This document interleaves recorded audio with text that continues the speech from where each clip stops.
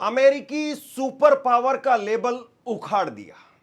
Iran ने सूखी अकड़ वो निकाल दी है और भारत का फायदा ही फायदा। ये जंग चल रही है, युद्ध चल रहा है और इस युद्ध के अंदर 40 दिनों के बाद में अब तथाकथित सीज फायर चल रहा है और सीज फायर में भी अब अनिश्चित काल के लिए सीज फायर डोनाल्ड ट्रंप ने अपनी तरफ से घोषित कर दिया है। लेकिन अमेरिका ने जो कुछ कहा है उस पर ईरानी मोहर अभी तक नहीं लगी है। ईरान की तरफ से चाहे वो पेजेस्कियान साहब हो, राष्ट्रपति हो, या ईरानी संसद के स्पीकर हो या विदेश मंत्री हो, उन्होंने इस पर ठप्पा नहीं लगाया है जैसा पिछली बार लगाया था। तो जो ये एक तरफा मोहब्बत है या एक तरफा जो सीज फायर है जो डोनाल्ड ट्रंप दिखा रहे हैं, ये कब तक और कितने दिनों तक चलेगा? और ये जो एक तरफ सीज फायर और दूसरी तरफ ये नाकेबंदी की अकड़ वो जो डोनाल्ड ट्रंप की तरफ से दिखाई जा रही है, यानी कुल मिलाकर के अगर आप कहें तो गुलाब जामुन के अंदर इमली डाल करके डोनाल्ड ट्रंप खिलाने की कोशिश कर रहे हैं। ये गुलाब जामुन में इमली भला किसको पसंद आएगी? या तो इमली ही दे दो, उसके चटकारे लिए जाएं, या गुलाब जामुन दे दो, थोड़ा मुंह मीठा कर लिया जाए, या तो युद्ध ही कर लिया जाए, पता चल जाए कि किस पहलवान में कितना दम है, या फिर शांति से समृद्धि की तरफ आगे बढ़ा जाए। लेकिन कुल मिलाकर के अमेरिकी इस वक्त में फैसला ले नहीं पा रहे हैं आगे होने वाला क्या है। और सबसे बड़ा सवाल कि भारत का क्या होगा। भारत के जहाज़ों पर जैसे हमले की या कब्जे की जो खबरें सामने आ रही है, इसका आखिरकार भारत पर, भारत की दोस्ती पर क्या असर होगा, या फिर ये बस चंद दिनों की अंधेरी रात है और उसके बाद में चांदनी ही चांदनी है। इसी मुद्दे को समझने के लिए, इन्हीं 3 टॉपिक्स को समझने के लिए मैंने ईरान से स्पेशली इनवाइट किया सैयद आकिफ जैदी साहब को, और उन्होंने बहुत बारीकी से, बहुत तफसील से तीनों मुद्दों पर रोशनी डाली है। मैं चाहता हूं कि आप इत्मीनान से बैठ करके इस पूरे इंटरव्यू को सुने और बहुत तफसील से सुने, और उसके बाद में आप तय करें कि जो वो कह रहे हैं क्या वाकई वैसा है, जो तस्वीर वो दिखा बता रहे हैं क्या वाकई वैसा है, या फिर अभी भी ट्रंप के पास में कोई ना कोई ट्रंप कार्ड है। ये बड़ा सवाल है। ये इंटरव्यू आप देखें उससे पहले छोटी सी मेरी आपसे गुजारिश है, अगर अभी तक आपने इस वीडियो को लाइक नहीं किया है तो वीडियो को लाइक कर दीजिए और चैनल को सब्सक्राइब जरूर कीजिए। सबसे पहले तो आपका बहुत बहुत शुक्रिया, स्वागत है। और आप इसे मैं समझना चाहता हूं कि अमेरिका की तरफ से ये जो एक तरफा सीज फायर है और उसके साथ साथ जो अकड़ है कि भैया हम तो नाकेबंदी हटाएंगे नहीं, सीज फायर हम अपनी तरफ से कर रहे हैं, इसके मायने आप क्या समझते हैं? बिस्मिल्लाहिर्रहमानिर्रहीम। जी धर्मेंद्र साहब, बहुत बहुत शुक्रिया मुझे दावत देने का। और आपने जिस सवाल से शुरू किया है, शायद हर समझदार आदमी के जहन में यही सवाल चल रहा है कि आखिर ये अजीब और गरीब किस्म की हरकतें और रवैया ये अमेरिका क्यों कर रहा है। एक तरफ दब के खुद ही सीज फायर को बढ़ा रहा है। ईरान ने ना मांग की सीज फायर बढ़ाने की, सीज फायर अमेरिका ने बढ़ा दिया, ईरान ने कुछ जवाब भी उसका नहीं दिया। तो ये दब रहा है, डर रहा है। आज सुबह ये भी मैंने खबर देखी कि फिर से ईरान के सैंक्शंस, ईरान के तेल बेचने पर जो पाबंदी लगाई थी, 30 दिन की उसमें छूट दी थी, फिर और 30 दिन की दे दी है। यानी और भी अमेरिका दब रहा है, डर रहा है। ईरान ने कुछ शिप्स को अपने कब्जे में लिया है जवाबी कार्रवाई के तौर पर, क्योंकि अमेरिका ने 1-2 ईरानी शिप को पकड़ा, तो ईरान ने भी पलट के पकड़ लिया। अमेरिका के प्रेसिडेंट से, ट्रंप से पूछा गया कि अरे ये तो ईरान ने शिप पकड़ के उल्लंघन कर दिया है सीज फायर का। उसने कहा नहीं नहीं, ये उल्लंघन नहीं है, ये कोई और बात है। तो इतना दब भी रहा है एक तरफ से, दूसरी तरफ से अकड़ रहा है, कह रहा है हम फिर जो है बमबारी करेंगे, हम नीस नाबूद कर देंगे, सारा इंफ्रास्ट्रक्चर बर्बाद कर देंगे, हमने नाकाबंदी लगा दी है, ईरानी हमसे डरते हैं। तो ये हो क्या रहा है आखिर? ये जाहिर सी बात है कि हर समझदार आदमी इसको परेशान है, इसको लेकर के ये क्या हो गया अमेरिका को कि ऐसी बहकी-बहकी बातें कर रहा है। देखिए, एक तो हम इसका जवाब तलाश करने की हम कोशिश करते हैं। एक जवाब जो दिया जाता है इस सिलसिले में धर्मेंद्र जी, वो ये है कि लोग कहते हैं कि भाई ट्रंप पागल आदमी है। मैं सहमत हूँ कि काफ़ी हद तक उसमें ये मुश्किल है, लेकिन ये काफ़ी नहीं है जवाब के तौर पर। हमें और गहराई से देखना पड़ेगा कि ये पागलपन क्यों कर पा रहा है। वहाँ पर जो दूसरे ओहदेदार हैं, फ़ौज है, वहाँ की पार्लियामेंट है, वहाँ की अलग नेता है, वो क्यों नहीं उसको कंट्रोल कर पा रहे? मसला एक आदमी का नहीं है, मसला एक हुँ, पूरे सिस्टम की दीवानगी और पागलपन का है। उस एक पूरे सिस्टम की कमज़ोरी, डर और खौफ, अंदरूनी इख्तिलाफ और आपस में लड़ाई, उसके अंदर जो मुख्तलिफ ख़ेमे और ग्रुप्स हैं, कि मैं थोड़ा-सा इसको विस्तार में बयान करने की कोशिश करता हूँ। देखिए, धर्मेंद्र जी, ये पहली बार नहीं है कि अमेरिका कोई जंग हारा है। जब से वो सुपर पावर बना है, 80 साल तो हो गए। इसी 80 हुँ, साल में वो कई जंगों को हारा है। हुँ, कोरिया में हारा 50 के दशक में, 60 और 70 के दशक में वियतनाम में हारा, और थोड़ा आगे आएँ तो इराक में नाकाम हुआ, और अभी 2021 में जिस तरह बेइज्जती से अफ़गानिस्तान से भागा, वो तो सब आपके दर्शकों के भी सामने है। हुँ, हारता है, ये कोई बड़ी बात है, कोई नई बात नहीं है। वो सुपर पावर का नाम भी रहता है, लेकिन हारता भी है, और यही मज़े की बात है। हारने के बावजूद भी उसका जो सुपर पावर का जो उसका जो स्टेटस है, हुँ, वो बाकी रह जाता था। और इसीलिए इन मुकाबलों में जब वो हारता है, और इसमें मैं ऐड कर दूँ, इसमें 2025 में अंसारुल्लाह यमन से भी हार के भागा है वो, फौजी हुँ, लड़ाई में। तो हुँ, उसके बाद उसका क्योंकि वो वर्चस्व, वो इमेज बाकी रह जाता है, तो ये हार हुँ, को स्वीकार कर लेता है। बल्कि उसके लिए एग्रीमेंट भी कर देता है। मैं अभी देख रहा था, 1973 में उसने वियतनाम में जब हारा, तो उसने एग्रीमेंट किया, पीस एग्रीमेंट किया, और उसमें उसने लिखकर साइन करके दे दिया कि भाई हम जा रहे हैं यहाँ से हमेशा के लिए। यानी हार गए हम जा रहे हैं, कोई हमसे मतलब नहीं। हुँ, तालिबान से उसने 2020 में, तालिबान जिसको वो कहता है कि तालिबान तो वो है आतंकवादी संगठन था, और उसको तो बात करने लायक नहीं। 20 साल से उससे लड़ रहा था अफ़गानिस्तान में। 2020 में उसके साथ एग्रीमेंट करता है कि हम 14 महीने के अंदर आपके देश को पूरी तरह खाली करके यहाँ से जा रहे हैं। वो 14 महीने का एग्रीमेंट होता है 2020 में, और 2021 में तालिबान पूरा टेक ओवर दोबारा कर लेता है अफ़गानिस्तान का, और ये किस तरह भागते हैं वो सारे वीडियो हमारे सामने हैं।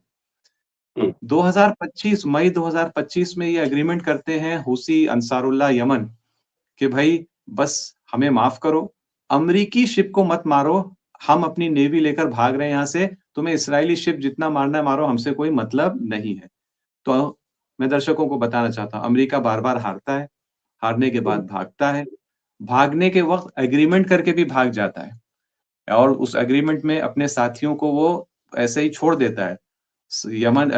ये जब यमन के साथ एग्रीमेंट किया, तो उसने इस्राएल का नाम उसपे एग्रीमेंट में नहीं है, यानी वो इस्राएल जिसके बचाव के लिए वो आया था यमन से लड़ने, जब भाग के गया अमेरिका, तो एग्रीमेंट में सिर्फ़ अमेरिका का नाम है कि भाई तुम अमेरिकी शिप को मत मारना, हमको माफ़ करो, जा रहे हैं। उसमें ये तक नहीं, इस्राएल का नाम नहीं उस एग्रीमेंट में। इस तरह से छोड़ दिया उसने इस्राएल को, यमन और हूसी और अंसारुल्लाह के मुकाबले में।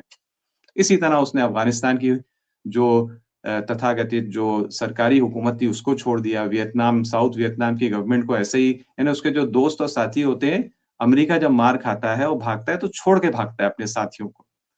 तो यही काम यहाँ क्यों नहीं कर पा रहा है? इतनी मार खाई उसने ईरान से, इस्लामी प्रतिरोध मोर्चा से, साइन कर दे, कह दे हम हार गए और जा रहे हैं। इस बार क्यों नहीं कर पा रहा है? इसका ये सवाल है, जबकि उसको करना आता है, उसको आता है भागना, उसको आता है अपनी हार को स्वीकार करना, क्यों नहीं इस बार कर पा रहा है? बहुत अहम सवाल है, और उसकी वजह शायद उसी चीज़ में है जो बहुत सारे एक्सपर्ट्स कह रहे हैं, कि इस जंग ने दुनिया के वर्ल्ड ऑर्डर को बदल दिया है। इस बार अगर वो अपनी हार मान के जाएगा, तो अब वो सुपर पावर नहीं रहेगा। पिछले जितनी बार हारा और गया, अपने सुपर पावर का स्टिकर और मुखौटा और वो लेबल बाकी रख सका। लेकिन ये हार ऐसी है कि अब वो सर्वाइव नहीं कर सकता सुपर पावर की हैसियत से, और अगर सुपर पावर की हैसियत से सर्वाइव नहीं करेगा, तो दुनिया में हर देश, हत्ता हमारा देश भी, भारत भी, एक अलग अंदाज से उससे बात करेगा। जो दबकर बात करते हैं सब लोग, वो अब दबकर बात नहीं करेंगे, आँखों में आँख डाल के बात करेंगे अमेरिका से। और अगर दुनिया ने अमेरिका से आँखों में आँख डाल के नज़रें मिलाकर बातचीत करना शुरू कर दी, तो पता नहीं अमेरिका की हुकूमत सर्वाइव कर सकती है कि नहीं? वहाँ रेज़ीम चेंज शायद आ जाए ना, बहुत बड़ा कोलैप्स आ सकता है। तो इस हुँ, वजह से कि ये वाली हार, ये निगलना बहुत मुश्किल है उसके लिए। इसीलिए आप हुँ, देख रहे हैं इतनी अजीब-अजीब हरकतें कर रहा है। भाई हार गए हो, आओ मिलो, शराफत से आओ, बात करो, सॉरी बोलो, मुआवजा दो, साइन करो, अपने फौजी लेकर यहाँ से निकल जाओ। जैसे भाग गए, अफ़गानिस्तान से भागे, इराक से, वियतनाम से, सब जगह से भागे तो हैं हार के। हुसी, अंसारुल्लाह जैसे छोटे से ग्रुप से तुम हार के भाग गए। यहाँ तो बहुत बड़ा देश है, बहुत बड़ी ताकत है, इसके सामने भी झुक जाओ। लेकिन ये हो नहीं पा रहा है, ये मुश्किल, ये डर है। ये एक बड़ी वजह है कि वो इस हार से डील कर ही नहीं पा रहा है। हुँ, दूसरी एक वजह, थोड़ा हाँ, शॉर्ट में बता दूँ, दूसरी वजह। हुँ, दूसरी वजह शॉर्ट में है कि शायद पहली वजह का एक नतीजा ये है कि दूसरी वजह भी पैदा हो गई। क्योंकि ये वाली हार का स्वीकार करना, यानी अमेरिका के नाम के आगे अब सुपर पावर का जो बैज है वो हट सकता है, क्योंकि उनको ये समझ में आ रहा है, अमेरिका के अंदर और पूरा अमेरिका-इज़राइल नेटवर्क के अंदर एक खलबली मची हुई है। हुँ, अभी आज आपने सुबह की खबर देखी होगी कि जो नेवी का चीफ है, उसको भी नौकरी से निकाल दिया गया है। अभी हुँ, हमने पहले देखा था कि जॉइंट चीफ ऑफ स्टाफ तो निकाला था और फलाँ-फलाँ ये एक सेट सब। में निकाल दिया। हुँ, हाँ, हेगसेथ ने निकाला था। आज एक और भी नेवी का भी जो हेड है, उसको भी निकाल हुँ, दिया। Under secretary of the navy उसको भी निकाल दिया। अंदर खलबली मची है। क्यों? आर्मी, नेवी वाले जो प्रोफेशनल हैं, वो कुछ और कह रहे हैं। वो कह रहे हैं भाई हम लड़ नहीं सकते, हम हार चुके हैं, हमको निकलना चाहिए। लेकिन जो इज़राइली ज़ायोनिस्ट लॉबी है, उसके पंजे हर जगह गड़े हुए हैं, हत्ता पेंटागन के अंदर भी उसके पंजे गड़े हुए हैं। वो कह रही है लड़ो, जाना नहीं, एग्रीमेंट मत करो, क्योंकि उनको पता है कि अगर अमेरिका गया, तो फिर इज़राइल क्या टिक सकता है? इज़राइल का तो सारा पावर जो है वो अमेरिका के पैसे और अमेरिका की फ़ौज और असलहे पर है ना, जब वही सब चला जाएगा तो क्या बचेगा? कैसे बचेगा इज़राइल? तो वो प्रेशर आ रहा है।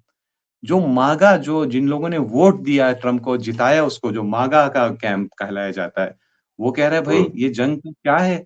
हम लोग बर्बाद हो रहे हैं, तुमने वोट हमसे बटोरे थे ये कह कर के जंग नहीं करोगे। वो कुछ और कह रहा है। डेमोक्रेट कुछ और कह रहे हैं, मीडिया कुछ और कह रहा है, पब्लिक कह रही है भई इतना महँगा हो गया, पेट्रोल इतना महँगा हो गया, डीज़ल इतनी महँगी हो रही है गैस। यूरोप कुछ और कह रहा है। हत्ता छोटे-छोटे देश जैसे कतर, जैसे यूएई, ये भी अब आँखें दिखाने लगे हैं कि भई तुमने हमें यूज़ किया, हमें बर्बाद हुँ, कर दिया।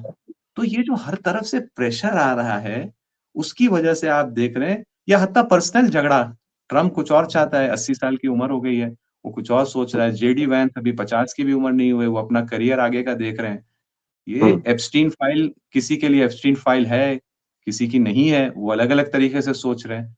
तो अंदर एकता क्योंकि है ही नहीं, और जितना ये शिकस्त के नज़दीक आ रहे हैं, इनके दरमियान झगड़ा बढ़ेगा, ये भी दूसरी वजह है कि अमेरिका इतनी अजीब और गरीब अंदाज़ से पेश आ रहा है। हारने की भी निशानी है, यानी कमज़ोरी से पेश आ रहा है, लेकिन बातों में जो है बड़ी-बड़ी बातें कर रहा है। कह रहा है हम ब्लॉकेड हम कर दिया है।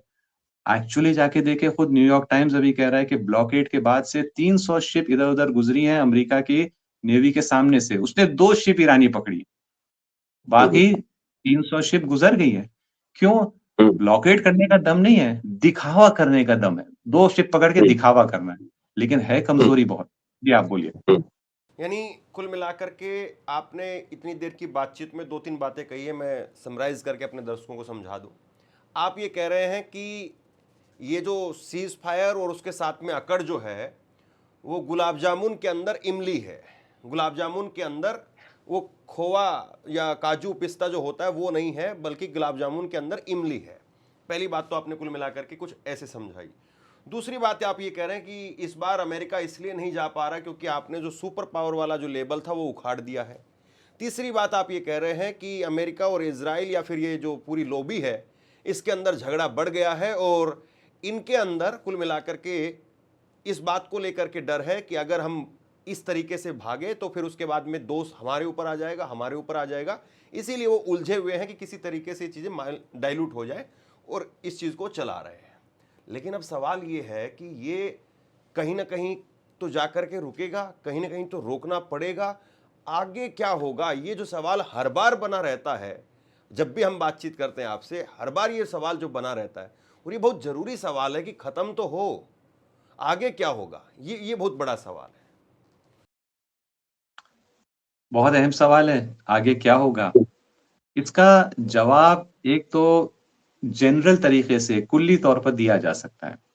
लेकिन उसकी डिटेल्स में जब आते हैं कि अच्छा चलो ये आपकी ये जनरल बात तो मान गए, समझ में आ गई, लेकिन डिटेलिंग क्या है इसकी? वहाँ पर मैं भी और शायद सारे विश्लेषक जो हैं वो फेल हो जाते हैं कि वो डिटेल क्या होगी। मैं वह कुल्ली बात और जनरल बात वो आपके दर्शकों के सामने रख देता हूँ। और वो क्या है कि देखिए, इस जंग में 38 दिन तक लड़ाई हुई और उसके बाद अब 15-16 दिन हो गए हैं कि लड़ाई रुकी हुई है। कि इस 15-16 दिन में 2 हफ्ते तो उसके बाकायदा उसको सीज़फायर टाइप के हम नाम तथाकथित सीज़फायर भी कह सकते हैं।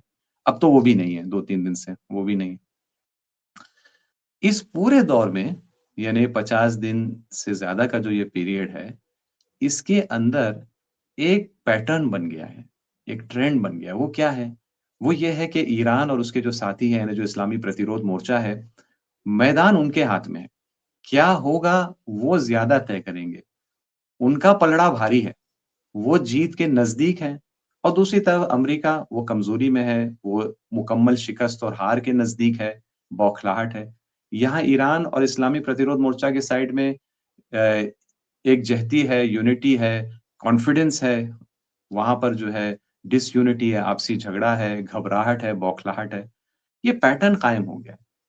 वो चीज़ जो आगे फ्यूचर के बारे में कही जा सकती है पूरे इत्मीनान के साथ, वो ये कि ये पैटर्न बदलेगा नहीं, यही पैटर्न जारी रहेगा। क्योंकि इतनी मज़बूती से ये पैटर्न कायम हो गया है कि इसको बदलना अब किसी के पावर में है ही नहीं। इतने ज़्यादा मज़बूत पोज़ीशन में है, चाहे फ़ौजी एतबार से, चाहे आर्थिक एतबार से, चाहे पब्लिक ओपिनियन और जनता की सपोर्ट के एतबार से, इस्लामी प्रतिरोध मोर्चा और ईरान इतनी स्ट्रॉन्ग पोज़ीशन में है कि अब उससे आप ये कुव्वत ले नहीं सकते। और दूसरी तरफ अमेरिका, इसराइल वग़ैरह इतनी वीक पोज़ीशन में है कि आप उनको फिर ताकतवर कर नहीं सकते। तो ये जारी रहेगा। अब ज यहाँ तक जारी रहेगा कि जो इस्लामी प्रतिरोध मोर्चा या ईरान का जो लक्ष्य है, वहाँ तक बात पहुँचती है। और वो क्या है? कि पश्चिमी एशिया के इलाके में अमेरिका का फ़ौजी वर्चस्व, सियासी वर्चस्व हमेशा के लिए ख़त्म हो, बड़ी ज़िल्लत के साथ ख़त्म हो। ये हासिल होगा। शायद 1 वीक में हासिल हो जाए, शायद 6 महीने लग जाएँ, शायद 1 साल लग जाए, लेकिन ये हासिल होके रहेगा। ये जवाब इत्मीनान से सब दे सकते हैं, जो भी संजीदा एक्सपर्ट है वो यही कहेगा। लेकिन कितने दिन में यहाँ तक नतीजा पहुँचेगा? क्या उसमें और नुकसान भी होगा यानी मिसाइल, बमबारी बेगुनाहों की मौत वग़ैरह ये सब होगी फिर हासिल होगा?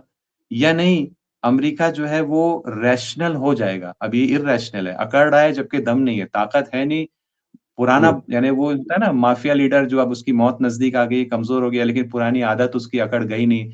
हमारे यहाँ भी होते पुराने इंडिया में जो हुआ करते थे बड़े-बड़े ज़मींदार और इस टाइप के पूरे पुराने राजा, बादशाह, रजवाड़े अब कुछ है नहीं, सब कुछ बिक गया है, लेकिन अकड़ है, अकड़ बाकी रह जाती है। हर हर गाँव में ऐसे खानदान होते हैं। तो ये उसकी अभी वो हालत है, लेकिन इस खानदान का आखिर में अंत क्या होता है, एंड क्या होता है? अगर वो अकड़ नहीं छोड़ पाते तो पूरा खत्म ही हो जाते हैं ना। वो अकड़ तो बस थोड़े दिन ही चला पाती है उनको, उसके बाद तो खत्म हो जाता है, फिर कोई नाम भी नहीं होता इन खानदानों का, ये कहाँ चले गए। अमेरिका अगर अमेरिका उसी हालत में आ गया, उसी स्थिति में आ गया, उससे निकल नहीं सकता। अगर अमेरिका इसको स्वीकार कर लेता है, जितना जल्दी स्वीकार कर लेता है, तो कम खून-खराबे के साथ, कम नुकसान के साथ वो निकल सकता है यहाँ से। जितनी देर करेगा उसको स्वीकार करने में, उतना ज़्यादा उसको नुकसान उठाना पड़ेगा और मुमकिन है कि खून-खराबा भी हो। और उसके बाद फिर उसको निकलना पड़ेगा। तो आपके सवाल का जवाब कि होगा क्या? जो टोटल आंसर है, जनरल आंसर वो मैंने बता दिया। होगा कि ईरान और उसके जो साथी हैं, उसकी मुकम्मल जीत होगी। कि कब होगी, किस रास्ते से होगी, ये इसका जवाब नहीं दिया जा सकता क्योंकि ये निर्भर है अमेरिका पर। अमेरिका होश में आएगा, तो जल्दी और सुकून से ये लक्ष्य मिल जाएगा। अगर अमेरिका अपनी अकड़ को और इर्रेशनल बिहेवियर को बाकी रखेगा, तो टाइम लग सकता है और मुमकिन है कि दोनों तरफ हो सकता है कि नुकसान हो, लेकिन फिर भी वही लक्ष्य हासिल होने वाला है। हम्म, यानी आप ये कह रहे हैं कि ये एक तरीके से अब जो मामला अटका हुआ है ये अमेरिका और अरब देशों की सूखी अकड़ थी और वो सूखी अकड़ जो दिखाई दे रही है और आखिरी जो है वो बाकी है और उसमें से जो अंदर से जो थोड़ी बहुत नमी है जब तक वो पूरी तरह से ख़त्म नहीं हो जाती तब तक ये मामला ऐसे ही अटके रहेगा और जब वो नमी पूरी तरह से ख़त्म हो जाएगी तो फिर अपने आप टूट करके गिर जाएगा। आप ये कह रहे हैं। और और और और ईरान इस तरफ ले जाने के लिए वो दबाव भी बनाता रहेगा, चाहे वो हाँ, मिसाइल, ड्रोन जंग ना हो, सियासी हाँ, एतबार से वो अपना दबाव बढ़ाता रहेगा। अभी जो ये 2 हफ्ते ये नाम नेहाद सीज़फायर रही है, इसमें हुँ, ईरान ने अपना दबाव कितना बढ़ाया है धर्मेंद्र जी, आप देखें, यानी जंग नहीं हो रही है, दुनिया कह रही है कि हुँ, शांति है, तो शांति ही थी। लेकिन देखिए ईरान ने क्या किया? ईरान ने इस 2 हफ्ते में जितने ताकत से स्ट्रेट और हॉर्मोज़ पर अपने कब्ज़े का प्रदर्शन किया है, वो जंग के हुँ, दौरान भी नहीं किया। जंग के हुँ, दौरान भाई जंग हो रही है, हर तरफ हुँ, मिसाइल है, धमाका है और तो उसकी वजह से एक एक धुआँ-सा बन जाता है। रियलिटी एकदम समझ में भी नहीं आती है इतनी, वो उसी धमाके के धुएँ की वजह से। लगता है कि भई अगर जंग रुक जाएगी, जंग के हुँ, ज़माने में तो ठीक है आपने अपने कब्ज़े में ले लिया स्ट्रेट ऑफ हॉर्मोज़, लेकिन ज़रा जंग रुकने तो दो, फिर तुम इसको अपने पावर में नहीं ले पाओगे, इतना दबाव आएगा तुम पर कि तुम्हें छोड़ना पड़ेगा। ये एक तसव्वुर हुँ, था जंग के दौरान। लेकिन इस 2 वीक में 15-16 दिन हो गए हैं कि जिसके अंदर जंग नहीं है ना, लेकिन इसके दौरान ईरान ने और ज़्यादा अपना दिखा दिया कि भई स्ट्रेट ऑफ हॉर्मोज़ कोई ताकत हमसे नहीं ले सकती, ना हमारे ऊपर बमबारी करके ले सकती है, ना हमारे हुँ, ऊपर सियासी दबाव डाल के ले सकती है। ये हुँ, और ज़्यादा अब आज ईरान इसको लेकर और पावरफुल है बनिस्बत जंग के हुँ, दौरान। ये उसने हुँ, हुँ, प्रेशर बढ़ाया है सियासी प्रेशर या इसी दौरान और सियासी प्रेशर लेबनान में जो सीज़फायर हुआ, वो तो 8-9 दिन के डिले के बाद हुआ ना, कैसे हुआ? हुँ, ईरान ने स्ट्रेट ऑफ हॉर्मोज़ को ऐसा दबा कर रखा और दबाव डाला हुँ, अमेरिका पर कि हुँ, लेबनान में भी तुमको करनी पड़ेगी। अमेरिका बोला नहीं हुँ, लेबनान तो उसमें शामिल नहीं था, ऐसा है वो हमने नो ये नहीं बोला था। हकीकत ये है कि इज़राइल उसको करने नहीं दे रहा था।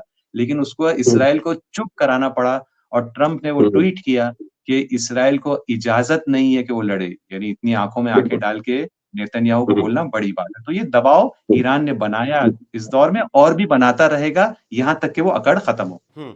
तो आप कुल मिलाकर के कह रहे हैं कि सूखी अकड़ खत्म होगी, ईरान का जो सैन्य और सियासी जो प्रेशर है वो बरकरार रहेगा। ईरान लगातार सैन्य और सियासी प्रेशर के जरिए कूटनीतिक तौर पर, रणनीतिक तौर पर, जमीनी लड़ाई में, सीधी लड़ाई में, जैसे भी होगा, ईरान जो है वो अपनी तरफ खींच करके लेकर के आएगा अमेरिका और इजरायली लॉबी को। और आखिरकार जो ईरान के जो टारगेट्स हैं या ईरान जो शर्तें चाहता है उन पर इनको आना पड़ेगा, ये आप मोटे तौर पर कह रहे हैं।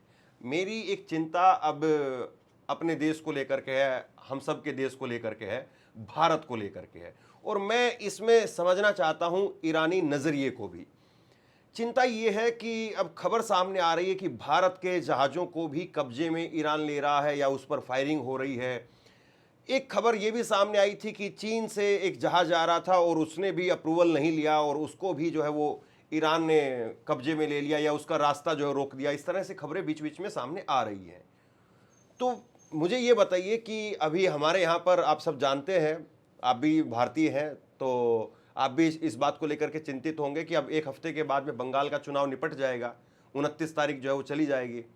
तो भारत में तेल की जो कीमतें हैं वो पता नहीं क्या होगा, कहा नहीं जा सकता है। बहुत बीच बीच में डराने वाली खबरें सामने आती है। तो ऐसे में ये जो मसला है, भारत की जहाजें जो बीच बीच में निकल करके सामने आ रही थी, कल मैं भारत सरकार का एक बयान देख रहा था जिसमें कहा गया कि हमारे 10 जहाज आ गए हैं और 14 जहाज हमारे अभी भी उस तरफ अटके हुए हैं। ये ऑफिशियल भारत सरकार का स्टैंड था। तो ये ईरान का नजरिया क्या है अपने दोस्तों के प्रति, चाहे वो चीन हो चाहे वो भारत हो, क्यों उनके जहाजों को रोक रहा है? देखिए धर्मेंद्र जी, मैं भी भारत के जो सूरत-ए-हाल है, ये गैस और तेल को लेकर जो आर्थिक जो संकट में हुँ, भारत की जनता ख़ास तौर पर जो है वो जा रही है, मैं इसको लेकर बहुत चिंतित हूँ। और लेकिन चिंतित होने के साथ-साथ मैं बहुत उम्मीदवार भी हूँ, हुँ, फ्यूचर को लेकर, मुस्तक़बिल को लेकर मैं बहुत उम्मीदवार भी हूँ। मैं इसको ज़रा स्पष्ट कर देता हूँ। सबसे पहले तो मैं ये स्पष्ट कर दूँ कि किसी भी भारतीय या चीनी जहाज़ के को कब्ज़े में लेने की ईरान की तरफ से कोई ऐसी खबर नहीं है। अगर कहीं खबर है तो ये फ़ेक न्यूज़ है। हाँ, लेकिन ओके। कुछ खबरें ऐसी हैं कि कुछ ऐसा जहाज़ था कि जो भारत का भी था, चीन का भी था, कि वो जो वहां पर ईरानी नेवी ने जो सिस्टम बनाया है कि भाई आप लाइन में लग कर आए, परमिशन लेकर आए, उसमें कुछ आगे पीछे हुआ, या तो कोई मिसअंडरस्टैंडिंग कुछ हुई, क्या हुआ डिटेल मुझे भी पूरी तरह नहीं मालूम, लेकिन कुछ हुआ कि जिसकी वजह से वार्निंग शॉट्स जिसको कहा जाता है, जाहिरन वो ईरानी नेवी ने, ऐसे मीडिया में आ रहा है कि वो जो होता है ना हवाई फायरिंग, सामने वाले को डराने के लिए, धमकाने के लिए कि लाइन में आ जाओ, उसकी घटना शायद हुई है, मीडिया से मेरा ये अंदाजा है। इससे बढ़कर हम्म, कुछ नहीं हुआ। उसके अलावा जैसे कि भारत सरकार भी कह रही है, और दिल्ली में जो ईरान के एम्बेसडर हैं, उन्होंने भी कई बार बयान दिया है कि भारतीय शिप्स को अगर वो प्रोसीजर फॉलो कर रहे हैं, तो उनको आने की भी अनुमति दी जा रही है। लेकिन क्योंकि ये जंग का माहौल है, क्योंकि ब्लॉकेड का जो ये दबाव अमेरिका बनाया हुआ है, उस तरह से सब फ्रीली मामला हो नहीं पा रहा है। बहरहाल तो ये तो हुई यहाँ की खबर। नतीजा आपके सामने है कि ये अमेरिका ने जो ये जंग शुरू की, ये जो ब्लॉकेड अब अमेरिका लगाने का दावा कर रहा है, जो डर और खौफ का माहौल अमेरिका बना रहा है, इसराइल भी इसमें शरीक है। ये और भी बहुत सारी, कुछ हमारी भी सरकार की कुछ नीतियाँ ऐसी रहीं कि जिसकी वजह से इस वक़्त आम जनता जो है वो मुश्किल का सामना कर रही है, और ये वाक़ई चिंता का विषय है। और हम सबको हमारी सरकार की मदद करनी चाहिए। गरचे हमारी सरकार ने कुछ गलत नीतियाँ इख्तियार की, कुछ गलतियाँ की, कुछ बेवकूफ़ियाँ की हैं, और सिर्फ़ अभी ये 2-3 महीने में नहीं, बल्कि पिछले कई सालों में अमेरिका से पर बहुत ज़्यादा अपनी निर्भरता को बढ़ाकर, इसराइल से अपनी दोस्ती को बढ़ाकर, अपने पैर पर जो कुल्हाड़ी मारी है, वो सब भुगत रहे हैं हम भारतीय। इसके बावजूद हमें अपनी सरकार की मदद करना चाहिए कि इस संकट के वक़्त में उस पर उसकी मदद करे कि वो अच्छा कोई कदम उठा सके।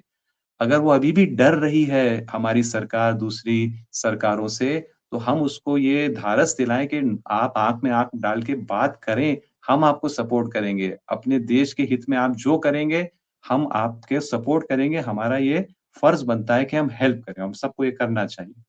तो ये तो चिंता का विषय है अभी, लेकिन मैं फ्यूचर को लेकर मैं बहुत उम्मीदवार हूँ, इंडिया की हालत को लेकर धर्मेंद्र जी। उसकी वजह ये है कि इस जंग से गर्चे अभी नुकसान हो रहा है, और वो हम और आपके सामने तकलीफ हो रही है हमको। लेकिन इसी जंग से हमको कुछ ऐसे फ़ायदे हासिल हो रहे हैं जो शायद उस तकलीफ की वजह से हमको दिखाई नहीं दे रहे हैं। ये तकलीफ ऐसी तकलीफ है कि 2 महीने, 6 महीने में खत्म हो सकती है। लेकिन वो जो फ़ायदे हैं वो ऐसे फ़ायदे हैं कि वो नस्लों तक हम चाहें तो उसका हम फ़ायदा उठा सकते हैं। उसको हमको बेनिफिट मिल सकता है। वो क्या है? देखिए धर्मेंद्र जी, इस वक़्त दुनिया में सालों से सबसे सस्ता तेल जो बिक रहा था, सबसे अच्छा तेल जो बिक रहा था, वो ईरानी तेल था। क्यों? क्योंकि भारी डिस्काउंट पर मिलता था, इंश्योरेंस के पैसे नहीं उनको इसके लिए देना पड़ते थे, पेमेंट में आपको डिले करके पेमेंट देना है, ईरानी बोलते थे कोई बात नहीं, आप हमें 2 महीने, 3 महीने बाद भी पेमेंट करो, कोई बात नहीं। और चीन, दूसरे देश इससे बहुत फ़ायदा उठा रहे थे। लेकिन 2019 से हम तो नहीं खरीद पा रहे थे ना, क्यों? क्योंकि वॉशिंगटन में बैठे हुए कुछ बदमाश ने हमें हमारे दिल्ली में बैठे हुए कुछ लोगों को डरा दिया कि अगर करोगे तो हम ऐसा कर देंगे, वैसा कर देंगे, और डर गए दिल्ली वाले लोग। हम तो नहीं ले पा रहे थे, हम फ़ायदा नहीं। उसके बजाय इस दौर में बड़ी शर्म की बात है, हमने अमरीकी तेल खरीदा है धर्मेंद्र जी, हमने अमरीकी तेल खरीदा है, वो जो दुनिया का सबसे महँगा तेल है। वहाँ से आने में सिर्फ़ शिप पर उसको जो है 2 महीने तकरीबन लग जाते हैं। यहाँ से ईरान से आने में 7 दिन लगते हैं, वहाँ से आने में तकरीबन 45-50 दिन लगते हैं। हमने उसको खरीदा, उसके लिए एक्स्ट्रा पैसा दिया हमने। ये नुकसान हम उठा रहे थे ना, लेकिन अब ये खत्म। अब तो हम ईरानी तेल खरीद रहे हैं, और वो भी हम डॉलर में भी अब खरीदने पर मजबूर नहीं है। इस जंग का एक फ़ायदा ये हो गया है कि हम दूसरी करेंसी में भी इसको खरीद रहे हैं। इस बीच में धर्मेंद्र जी इस पर देखें बहुत दुनिया बदल रही है कितनी। अमेरिका की गवर्नमेंट ने डर के ईरानी तेल खरीदने पर जो सैंक्शन लगाया हुआ था सालों से, उसको खत्म कर दिया, कहा 30 दिन का हम छूट दे रहे हैं टेम्परेरी के, ले लो तुम तेल। इंडिया ने भी लिया, बहुत देशों ने लिया। ये 30 दिन खत्म हो गए, आज से फिर से शुरू किया है, लेकिन बीच में 1 वीक का पीरियड था धर्मेंद्र जी के सैंक्शन दोबारा ईरान पर लग गए थे, लेकिन इंडिया ने इस 1 वीक के दरमियान भी ईरानी तेल की डिलीवरी ली। यानी इतने सालों के बाद इंडिया ने पहली बार खुल के अमेरिका के सैंक्शन और दादागिरी की उल्लंघन की है।